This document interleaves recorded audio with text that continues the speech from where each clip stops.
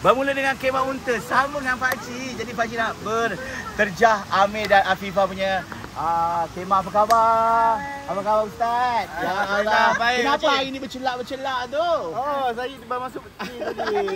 Oh, Tadinya make up. Ya Allah, orang rumah lah make up. Kadang-kadang kita bersantai-santai, orang kata sonok-sonok, itulah memorinya kan.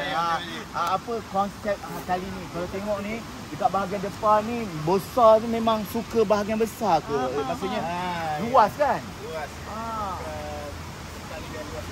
Luas Seperti kemah biar selesa. Biar selesa. Sebab kita dengan anak ramai. Oh, jadi macam tu. nampak orang anak jadi bila pergerakan tu mesti Pergerakan kena kena besar satu kan. besar. Sebab takut habis jatuh barang kan. Ya.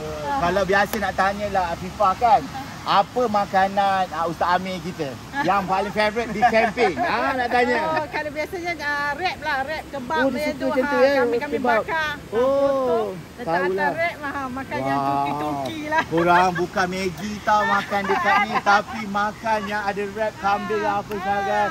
Boleh je buat. Boleh je. Apa semua. Boleh. Wah, tengok untunglah Ustaz dapat orang rumah pandai masak. Alhamdulillah. Jadi tagline-nya apa untuk kali ni? Untarian. Berkemping dengan selesa. Wah, camping yang selesa. Memang selesa sangat. Keluasan yang Daripada bagus. Penang ni. Daripada Penang. Daripada Penang. Oh, jenis kepala batas.